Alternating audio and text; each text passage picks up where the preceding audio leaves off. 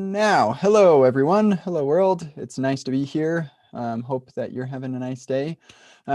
We are doing office hours, so I'll go ahead and share my screen with you. And let me also share the YouTube link. So office hours is your opportunity to ask me questions about anything, and I will give the best answer that I possibly can or want to, because I don't make any promises I'll answer your questions, but you can ask me whatever you like. So yeah, but if you want to ask a question, there are two ways to do that. Either in the Zoom, and you'll find a link to the Zoom right here. Today's Thursday. So either in there or in Discord.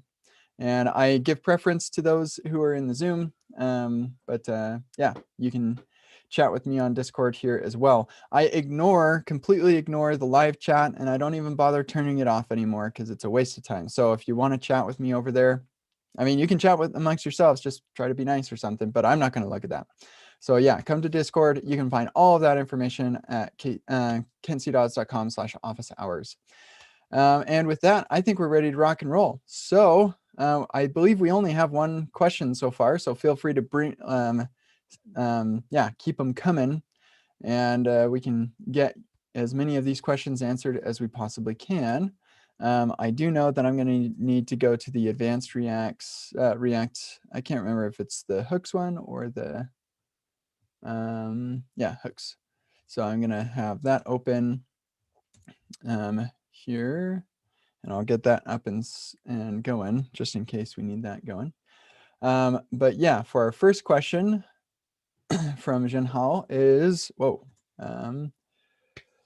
I didn't read this yet, so give me a second to read this really quick.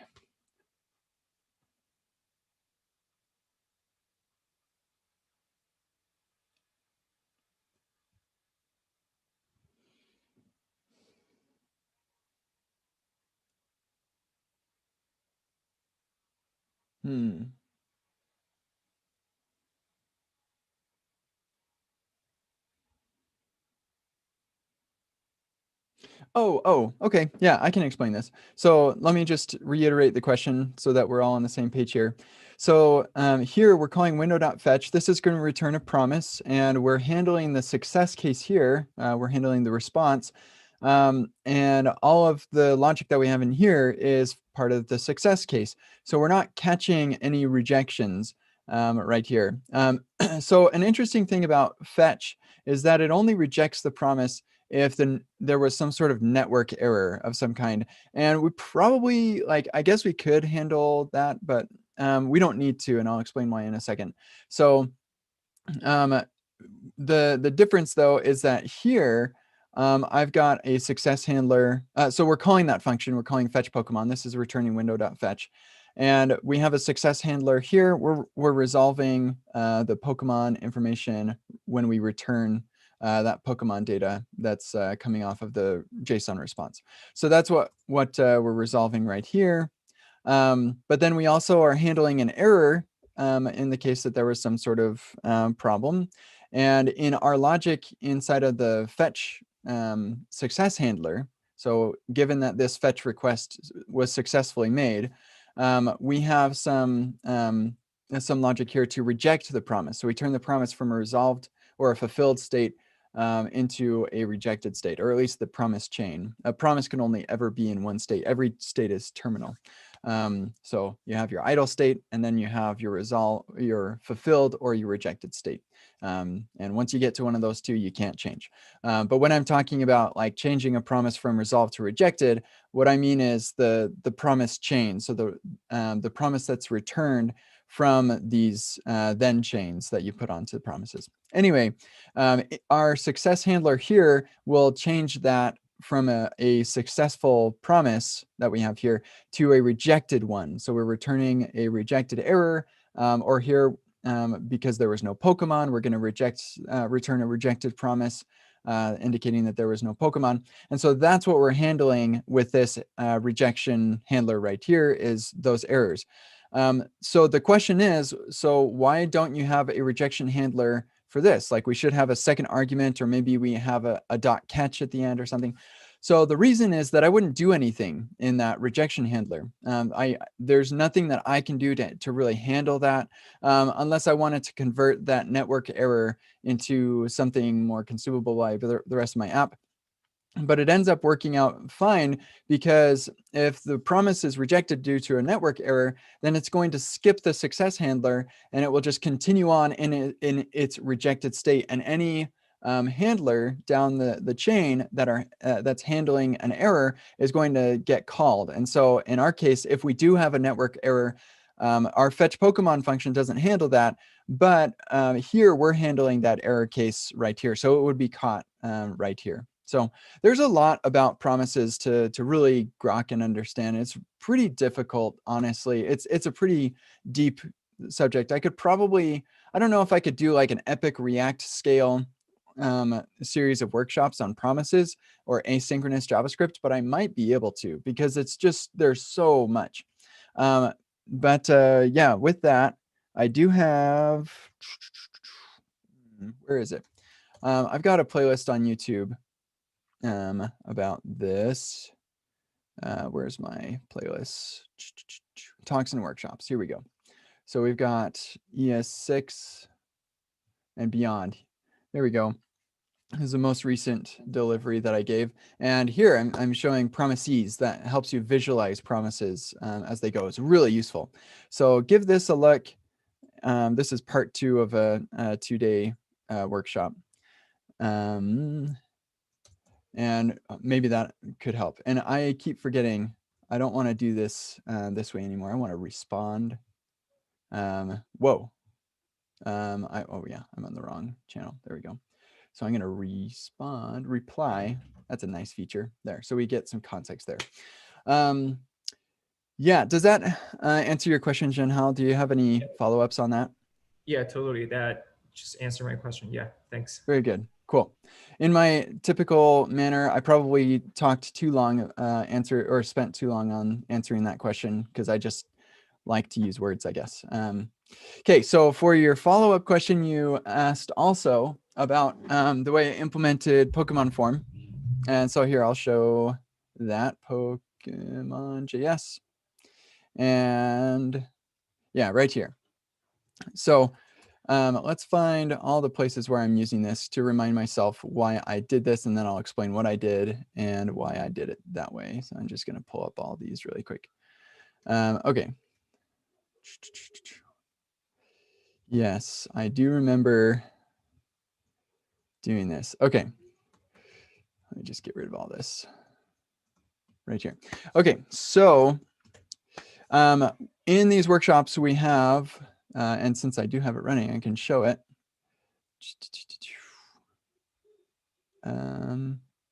Yeah, we have this experience or whatever, this Pokemon form thing. And one of the things that I try to do in all of the workshops is give you enough context that you can understand what's going on, but not so much that you have to understand everything that's going on. I want you to be able to focus on the thing that we're trying to learn in the particular workshop. And so as I was going through these exercises, I noticed there was a lot of duplication with this form. And like originally I just like copy pasted this form to every exercise, but I was like, that's plenty of stuff that is totally irrelevant to what we're learning. So I'm going to abstract that away. Well, in the process of doing that, I ran into a little problem where you needed to be able to control the Pokemon name because if I recall correctly, I think it may have been in this one actually. Let me see. Yeah. So let's see, look, exercise 3, extra credit right here. So here we have, we implement some sort of caching mechanism right here. And so now that we have those, we need to be able to store these selections and the results of those requests in context value so that we can immediately resolve those values. And so because of that, we need to be able to control the Pokemon name external to the Pokemon form. So this all would have been like really nice and easy, just all internal, no need for the Pokemon name prop at all. except that we had this, this specific use case where I need to be able to change it from the outside.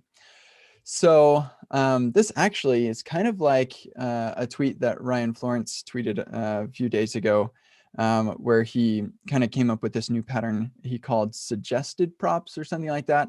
It's a little bit similar to what he was talking about there, except I'm using use effect, and I think he was just doing the set state directly in render, which is totally fine for that particular use case. Anyway, yeah, so because I wanted to both abstract this out and be able to control that, I had to do this kind of wonky thing. And so, Zhenhao, just to make sure that I understand your question, you're wondering if I didn't have to do this, how would I write this? Is that what you were wondering?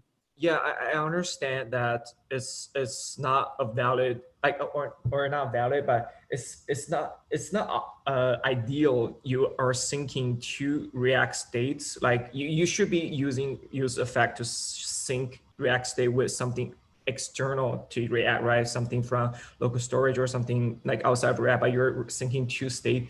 I understand this is like suboptimal, but I'm not sure exactly how we can improve this. So that actually is my question. Yeah. So the proper way to do this is, if I were to like not worry about the fact that I'm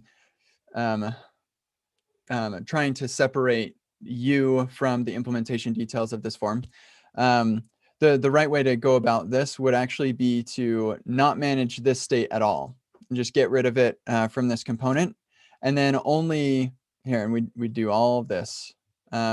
And then on this handle change thing, we would just say on change, and then this would call on change here, and or yeah, I guess you might call it on Pokemon name change, maybe something like that. So yeah, on Pokemon name change, and so that's what you would call instead. And then on submit, you could probably just call on submit without anything. And so then we also wouldn't need the Pokemon name or even the initial Pokemon name. All of that would be, oh, and we'd have Pokemon name. I think we'd need that as well. Let me see. Yeah, because we set the value. So we would only accept it as a prop, and we would have a mechanism for saying, hey, the form was submitted.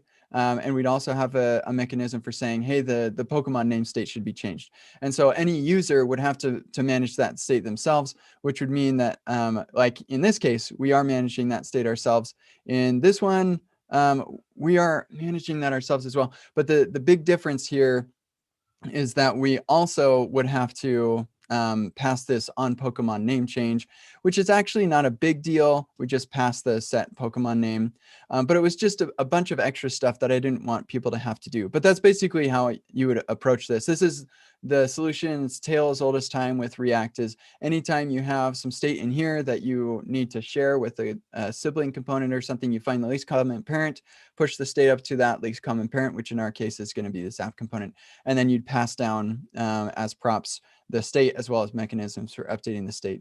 And so that's how I'd approach this if I didn't mind, yeah, adding all of that. Now, like whether or not I would do something like this in a real app, I probably wouldn't. I wouldn't recommend it, just for the reasons that I kind of illustrate in that blog post. Yeah, I think it's better to just have the source of truth be in one place, and that's how I would do that. So, does that answer your question? Yeah, totally. Thanks. Cool. Yeah, it's a little hot, so I'm gonna take off my jacket really quick. Okay, so great, good questions. Thank you. Let's see where we're at now. Yeah, Emma was wondering if I'm planning on live streaming any of that OSS to TS. I was planning on it, and then I just kind of did it for several of my projects. I'm not sure why I didn't live stream those. I should have, but you know, it's over now. So I mean, I'm not done with all of my projects. I still have plenty, but I think I'm Yeah, I may still do a couple. I've got a handful of projects that I think would benefit from switching to TypeScript, like some Babel plugins. Those ones, I was going to do those, and then I was like, oh, I don't know if I'm ready to do Babel with TypeScript yet. Like using Babel APIs, I mean, like interacting with the Babel object in my custom plugins and stuff. I just feel like maybe that would be tricky, but maybe it wouldn't. So that's definitely one that I or that I have a handful of Babel plugins that could use this.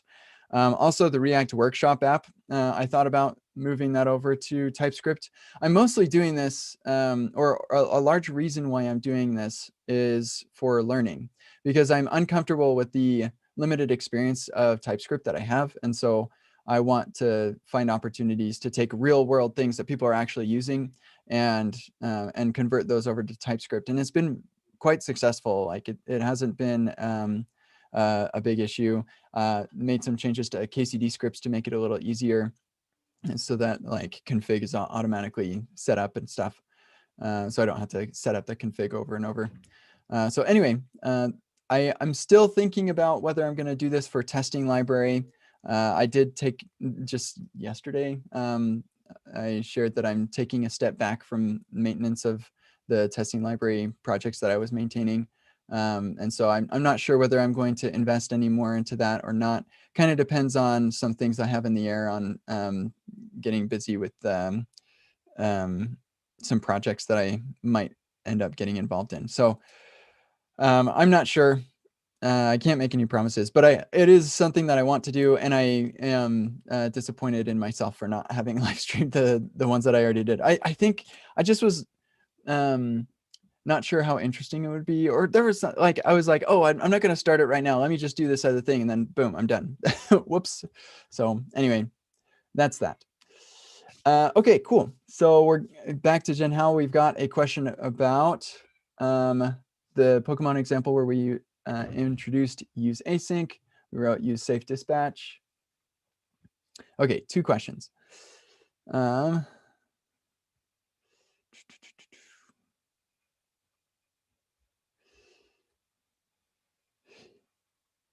Okay, so it will the assertion here is that our use effect cleanup is going to run after every time the component re-renders, as well as unmounting. That is true. So you shouldn't, your intuition is correct in how you should not be thinking about mounting and unmounting and re-renders or anything. You just should be thinking about value changes. And when values change, then things get run. They get run the first time, and then they get run anytime those dependencies change. So here we have our, so the assertion here is that this use layout effect, hold on a second. Let me come back over here, because I might actually, here, use async. There we go. And here we have our use safe dispatch. So what you have copied right here, you're correct. This is going to run on every render because there are no dependencies. And so that's not great. It will, yeah, that's not great. You don't, let me think. This would probably end up being okay, because what's going to happen here, maybe it won't. But I had to think about the order of things. But what's going to happen here is every render, on the first render, this will get set to true. And then on the second render, this will first get set to false.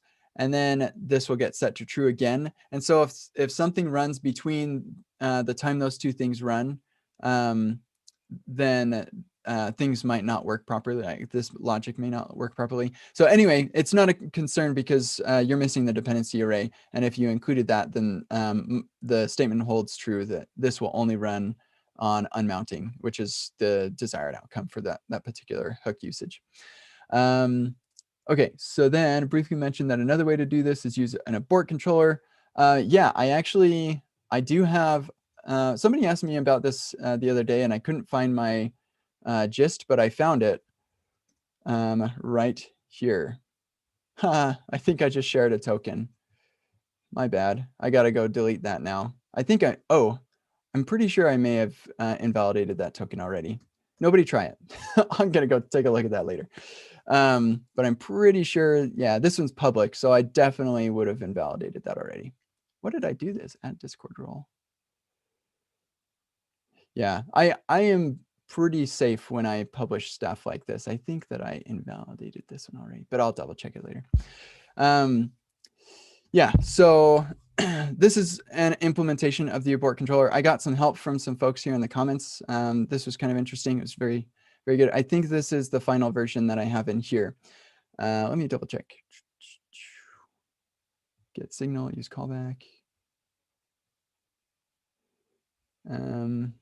Yeah, actually, I don't know if it is, but yeah, you could take a look, just read through this. It's kind of interesting. Let me add a reply to this. But I didn't even read your whole thing, so let me see what you say about it. Technically, it would be better. Yes, that assertion is correct, because it the biggest reason that you might want to cancel a request. Well, okay, so I should preface this by saying everything has trade-offs, and let me talk about the reasons why this might be better. If you don't cancel the request, you can't stop the request from getting to the server. It's already gone. It's down the wire. The server's going to do its work. It's going to send stuff back. But what you can do is you can tell the browser that I don't care about the response. And that's what the abort controller does. And so you can say, hey, when that response comes back, just ignore it. I don't even care. You don't need to bother with it. And that can save the browser on parsing that request, like dealing with it, whatever it needs to do. So you can improve performance in that way. It's especially useful if you have some logic that says, okay, let's do, response.json, and that's going to parse it all into an object and stuff. So that, like in some situations, that could be useful. The reason where it may not be useful is, let's say that I'm looking at a list of movies and I select a movie, and before it finishes loading that movie's data, I'm going to actually change my mind and select a different one. If you're canceling the request, then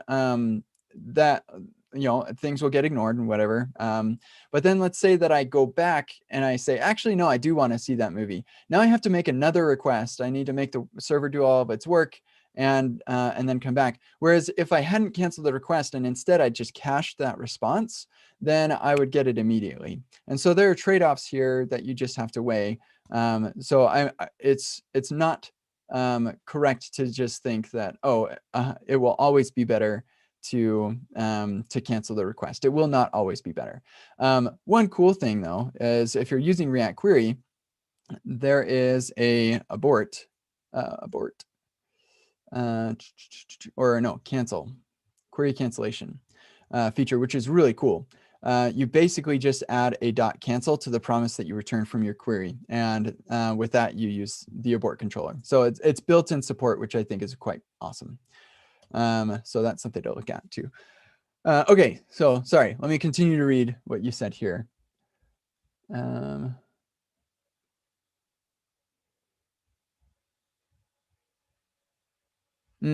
Yes, race conditions are awesome.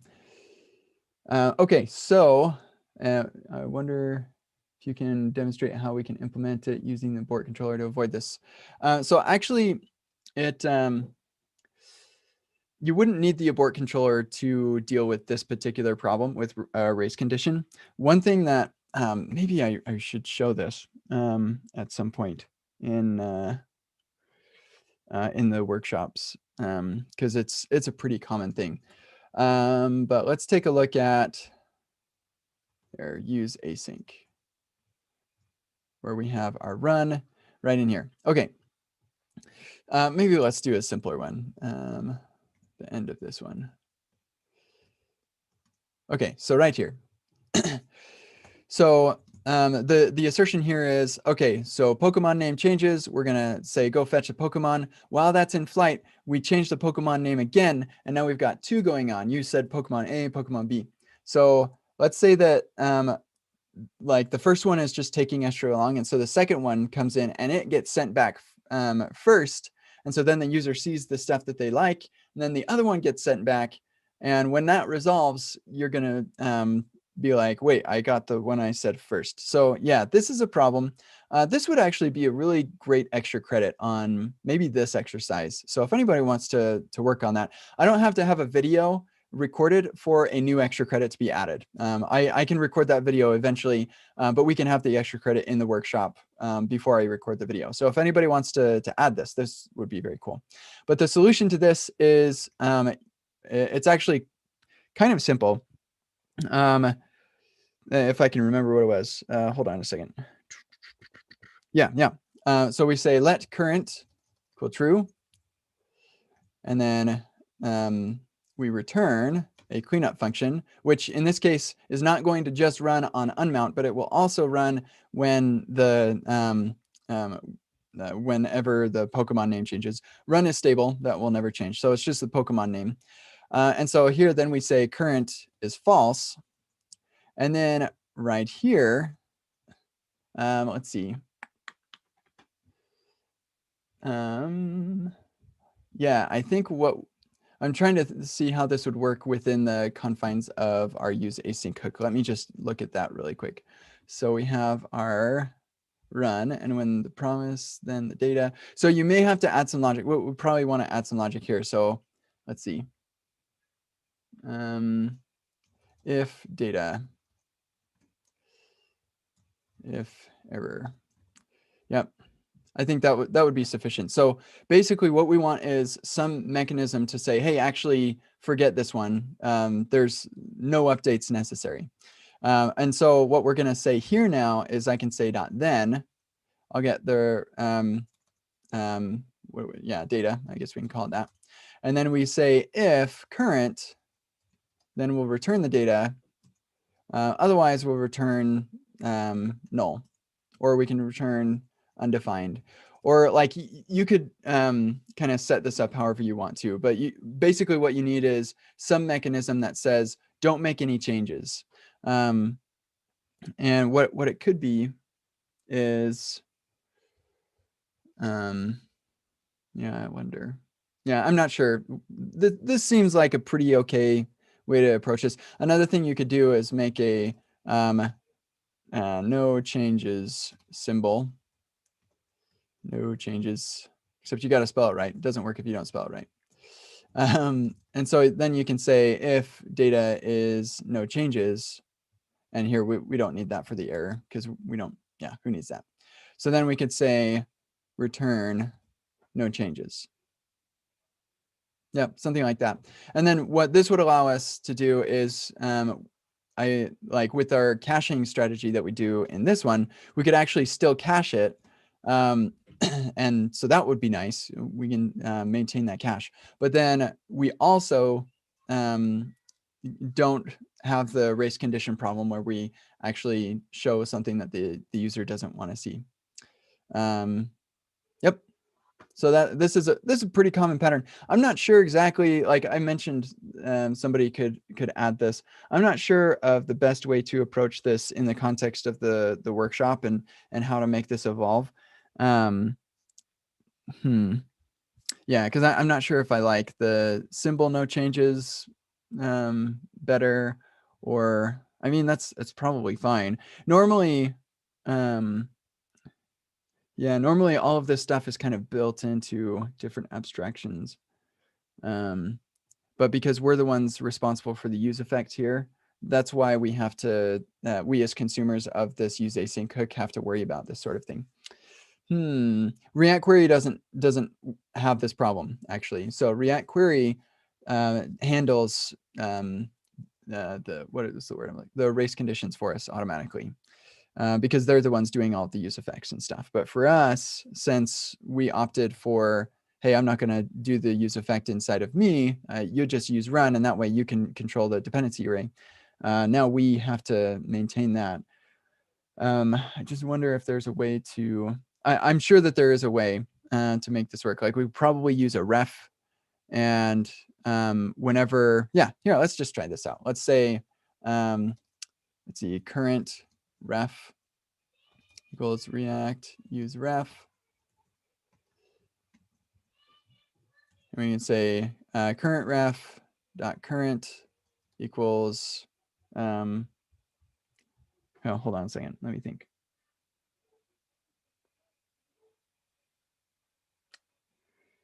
Yeah. So I'll say ID equals symbol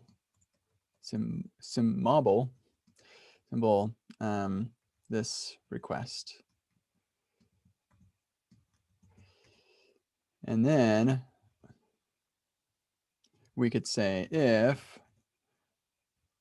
the current is the ID, then we'll dispatch. Yep, that would do it. I wish that there was an easy way to test this. I could write a manual test for the, or an automated test. Just wish there was an easy way to test this in the browser. But yeah, so you could say, yeah, we just manipulate the current ref. Yep, I think I like this one best because then I don't have to worry about it in here. I can restore all of this to its former glory. And now anytime that run is run, it's going to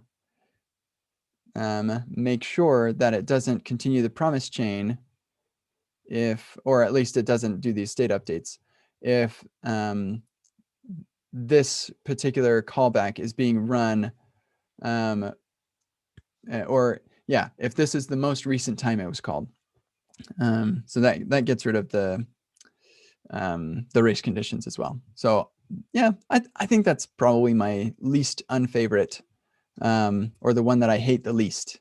So here, I'm gonna do another reply here and we'll do. So if anybody wants to play around with that, maybe make a test or something, that would be kind of an interesting extra credit to throw in there. It's kind of fun. Okay. So, yeah. Sorry, just wondering, like, so you said, because originally we were talking about the abort controller, and you said, like, I just want to double check that what you meant is abort controller can solve this problem, but it's not the only way or the best way, right? That's right. Yeah. So with the abort controller solution, it can solve this problem because, well, here, how would we solve this? Hold on a second. Yeah. So what we would do is we'd grab that abort controller and we'd have a cleanup in here that would return, a cleanup function that says abort current abort or whatever, whatever it would be, so that we could abort it. And that way, the problem with using an abort controller is that it doesn't cancel the promises from all running. And so what would happen in that case is your error case would get triggered right here, which is super annoying. Yeah, you can't stop the chain of all the promises. So you'd have to say, oh, was it aborted? Well, it was, so I'm not going to bother dispatching any events or whatever. So you had to check the error type and stuff. Yeah, abort controllers the inability for promises to be canceled is just such a sad thing. It's a big reason that people like observables better and stuff like that. But yeah, so that is a way to solve this same problem, and this is just another way. Yeah, another cool thing is that you use symbol. Like, actually, I never like seen people use symbol. I know it's a type, but I mean, I've never used it. But so yeah, it's great for when you want to have like uniqueness. Yeah, so we could just as easily do an empty object. So it's like referential difference right there. yeah, That's all we're going for. Yeah. Yeah, but this is kind of cool. Yeah. Yeah, I think this is pretty cool. It's pretty interesting. We avoid those problems. It's definitely it's one of those edge cases that'll probably happen to your users, but will never happen to you. And it's something that a user probably wouldn't take the time to complain about. So it's something that, but still, they wouldn't complain about it necessarily, but it does reduce their confidence in your application. So it's a good idea to deal with. Luckily, I don't expect people to just take and copy paste this and run with it. I'm using this as a mechanism to teach different principles, like in particular use callback and this use safe dispatch, just to teach some concepts and stuff. I really expect people to just use React query, and all of these problems just kind of go away when you Yeah. In production, you will like rely on those library, which is much robust and battle tested. Yeah. Sorry. I actually do have another like really quick question. It's kind of it's not related to any like technical details, but it's really kind of like a career-wise. So I was wondering, what do you think about? So I know you were working at PayPal, right? So you guys, I guess you guys must have some sort of internal design systems. And I was wondering, like, what do you think about like for engineers that are working on those design systems as opposed to on any like specific product teams? Right. So like, is it so by working on a design system that would do you think that would make you a better engineer because you are building components like reusable components for other engineer to consume? So you have to think about that pretty hard. As Hmm. opposed to when you're building a product, right? You're shipping, so you kind of making that trade-off. Sometimes you want to ship things fast, so you're not necessarily care about reusability or flexibility or like technical debt, so that kind of thing. Because so just wondering what your thoughts on that. Yeah. Yeah, that's a insightful question. So I actually, when I was at PayPal, I made this transition. And I believe if I remember right, you are on a component team, like you build reusable components. Is that right? Yeah, actually, I'm working at AWS. So on Hmm. the AWS team, we have our own internal uh, internal design system, and we build reusable components on top of those internal design systems. So kind of encapsulate on top of that, but we're not building that from scratch. So you're not Yeah. going to touch DOMs, accessibility stuff. So yeah, sorry, go Yeah, ahead. yeah, very good. That's precisely what I was doing at PayPal. The very last thing that I did before I went full time. So let's see, where are we? It was all the way back or down to 2019. Yeah, maybe, or 2018. Um, anyway, you'll find it in here eventually. You'll see where I talk about how I switched over. Yeah, PayPal scripts and stuff. Oh, left PayPal. So anyway, it's somewhere around here. Okay. It was Okay. awesome, really awesome, awesome time. Here, let's find it. It's PP React is the name of the project, and that is what I was working on. So exactly what you described. So there are trade-offs on this, and I wouldn't say that it would make you a better engineer, just an engineer with different experiences. And that's one of the things that I really liked about doing that kind of work is as a product engineer, you are constantly having to weigh, just like you said, the whether I should make this really, really good so I can can maintain it in the long term, or like, do I need to cut a couple corners just right now so I can get this out the door right now?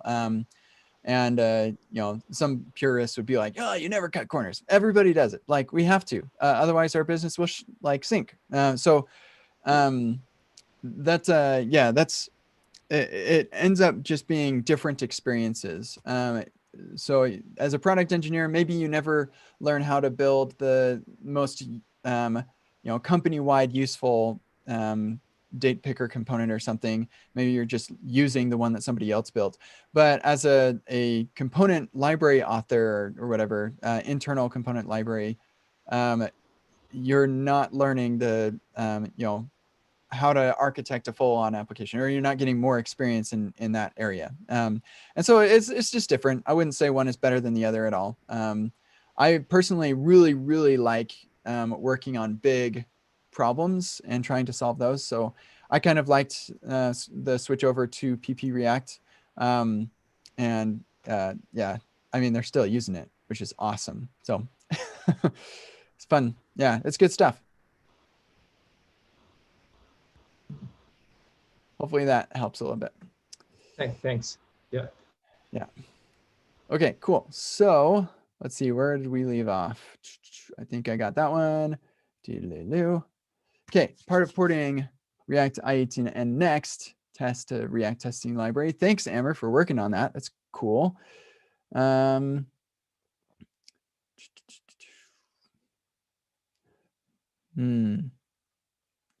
Yeah. Okay. So the way that I think of snapshots is like they're a great overall assertion on what does the total everything output look like. But not always do you want to assert on that total overall output. Not all of that output is relevant, right? So maybe you're asserting on too much. And when you're asserting on too much, then your test can fail for irrelevant things, for irrelevant reasons. Like, okay, you switched from a div to a span. Well, maybe that's really important, or maybe it's not. Like or maybe the class names change or something like that. It may or may not be important, and even if it is important, it may or may not be relevant to this thing that you're testing. You're asserting that somewhere else, and so you don't need to bother asserting it here. And when you over assert on things, then a single change can break a lot of tests, and it can be hard to know which one of the tests is telling you the actual thing that broke. So that's the trade-off that you're weighing here. And so that's why I try to scope my snapshots down. And so typically, I'll say, okay, well, I don't care about the whole output. I actually only care about the alert, the error alert div or something. And then I realize, oh, I actually don't care about whether it's a div or not. I just care about that it's got this role of alert on it and that it has this text content. And so then I say, oh, well, I don't need a snapshot for that. Instead, I'll just select it by its role. So then I get the confidence that it has the right role. And then I'll make an assertion on its text. And that ends up working out pretty well. So that's why I typically don't end up using snapshots, not because I'm actively avoiding them, but because I don't end up feeling like I need them. Like I just scope my assertions down to what I'm specifically trying to assert, and the snapshot is often not what I need. Now, for this specific case, the HTML output does actually kind of like is part of what you're trying to assert on for something like React I18 Next.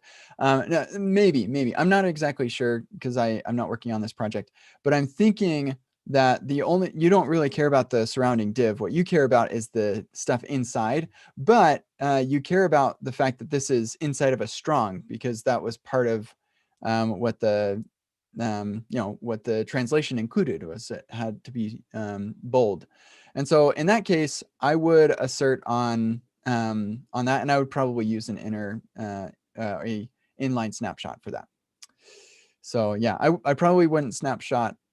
Well, I mean, you've got two elements here, the text and then this strong. So yeah, probably snapshotting the container is perfectly fine and relevant. That's probably how I would do it. Yeah, hopefully that's helpful, Emmer. Okay, so we've got a failing test. Oh no! Okay, so let me just read through this really quick.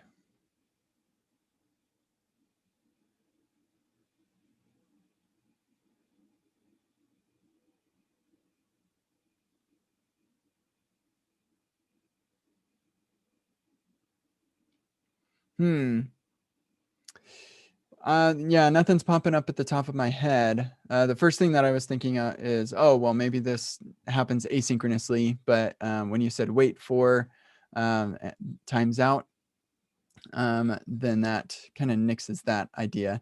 You said that it is re-rendering because you have a console log. I wonder if it's re-rendering correctly. So I would add a console log for what the text content is going to be rather than just say it renders. Just log what it's supposed to be rendering to, because maybe it's re-rendering to the same thing as it was before, which might explain that.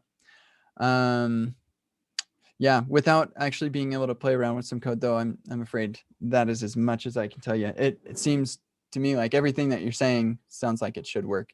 If you can make a minimal reproduction or something like that, that often helps me identify what the problem really is in the process of creating that minimal reproduction. So even if you can't make it public, just the process of creating the small reproduction of the problem can help you identify the solution. Good luck. Okay.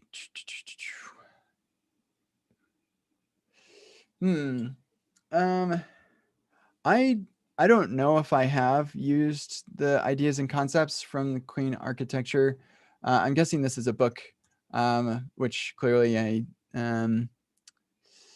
let's see. Uncle Bob, here we go. Oh, right, I have seen this before. Yeah, see, the thing is, like, Uncle Bob is way more in the back end than front end stuff. So our worlds don't really overlap a lot.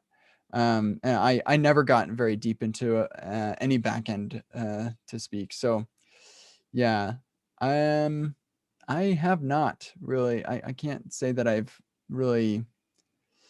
At least I've never been inspired particularly by Uncle Bob on this front in the front end, just because I don't.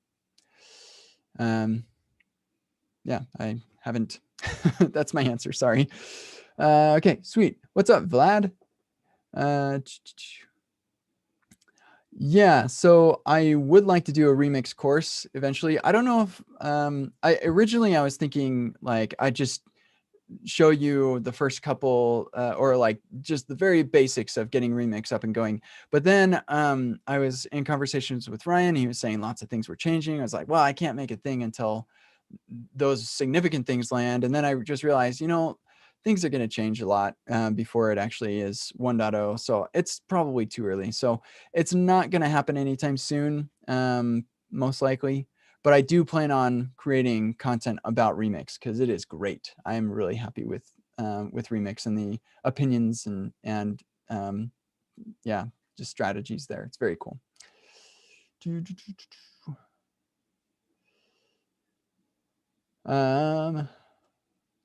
Yeah, so yeah, implementing a timer countdown. You know what I would do? I'd just go to npm and I'd say React timer. And let's see, countdown hook. That looks promising. React timeout, use timer. And I would just look at a couple of these, and if they do what you want and they're not like just enormous or something, just use one of those. If you can't for some reason, or they're not quite what you want, then the next step is to just go look at what they do. Go into their source. And yeah, for something like this, it's probably just going to be a single file, unless sometimes people just really like short files that are like 5 lines long. I don't understand that. But yeah, and in those cases, sometimes I'll go to Unpackage, which is a really cool cool site where you just say the package and the version and then a file, and it'll give you the file. So if we go, let's say, well, just pretend that this one wasn't in a single file. So I wanted to see what that really looked like. I could go that I add a slash at the end. Oh man. Okay, what's the package called? Install React countdown hook. There you go. If you add a slash at the end, it'll give you this this browser. You could say /browse and then the package name. And then you can look at the dist is commonplace for the built version of the code. And yeah, we'll look for index.js. Okay, so that's minified. Great. We've got a UMD. Ah, man, this is the worst. Okay, here's a tip. Don't minify stuff, please. I will minify it myself, I promise. I will minify it. Don't minify it for me. I hate that. Because, yeah, even with source maps, it doesn't often work very well. Ah, man, that's a bummer. So, yeah, sometimes you'll face that. But often you'll see it like all bundled into a UMD, and that can help if it's like spread out into a million files. So anyway, that's what I would do. I just look at what they're doing. I have never built a real world component like this. So I don't know, like I've built demos and stuff that use interval. It looks like this fine fellow or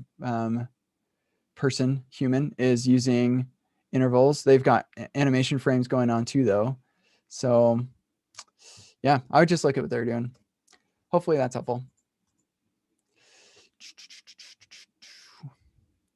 Is it too late to send some code? No, go ahead. I started late, so it's my bad. Go ahead, Horacio. Yeah, any other questions from the Zoom while we wait for Horacio? I'm guessing he's watching from on YouTube, so they're like a little bit behind. Okay, failed to execute observe. Oh, yes, I remember you shared this somewhere. I can't remember where. Here, let's see if we can find it.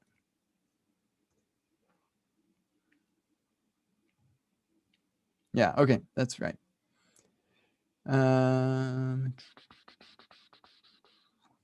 Yeah, there was no more context. Okay, sweet. We've got a code sandbox. Very good. Let's see if we can figure this out.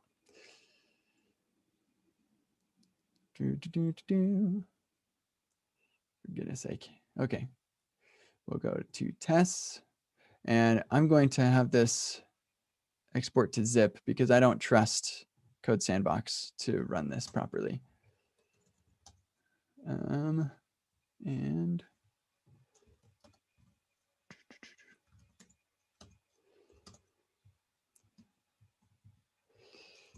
we're going to run install while we wait. Okay.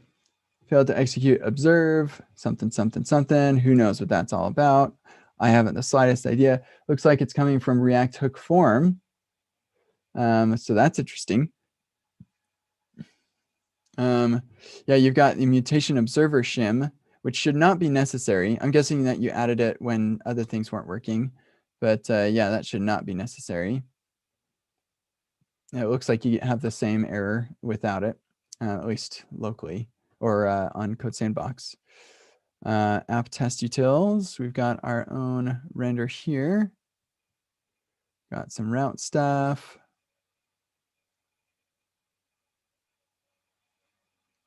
Cool. Nice. Okay, and we're rendering the app, which is coming from the example. App has the router, the route, and edit profile. This is using use form from React Hook Form, which explains why we're, yeah, that lines up with this problem. I think this this error really is coming out of React Hook Form. It is failing to execute observe. Parameter 1 is not a type node. So what we need to do is dig into that to figure out what's going on with like, what is that parameter? So let's run these tests. Oh, well, that's unfortunate. What? Jest. Huh, that's weird. React scripts test. Well, what do you know? Hello, Kent. What's up, Horacio? Hey, I'm here. Yeah, so you just saw that I added the mutation shim, and that was a suggestion from the React form documentation, but it wasn't working. Mm-hmm. So I was like, Yeah, okay. that is you should not need that if you're on a recent version of Jest, because the React Hook, what is it? The latest version of Jest has a mutation observer built in, so you shouldn't need that. Okay, got it. So this is like one example that I created to explain, like, this is the actual code that I use when I needed to pass the await and the act to the user event. And I found that using React Form, because it's async, I needed to wait for React Form to actually render or to do whatever it needs to do in order for my test not to fail. And that's because if you see the editor, the edit profile like component, the example component, I'm using the mode on change, which is actually checking and running everything on any keystroke. So I just wanted to make it, but I got into this issue and I couldn't finish it. So I was like, okay, I don't know how to share that. But yeah. Well, I'm trying to get it running because this is what I would suggest. Yeah, I can't. If you can get this to run locally, because this is not running locally for me. For some reason, when I downloaded it, it put a bunch of files in here in the source directory. So I don't know what's going on. But here's what I would suggest is here we've got this on DOM remove. I bet I can find that code actually. Let's go to search my node modules for use or React Hook form. There we go. And let's see where it says dist index ESM. Okay, on DOM remove. So right here, we've got our observer. We're trying to observe window.document. That's interesting. So here it's saying parameter 1 is not of type node. Is window document of type node? So it's possible that it's possible that JSDOM does not support passing window.document to the mutation observer. What is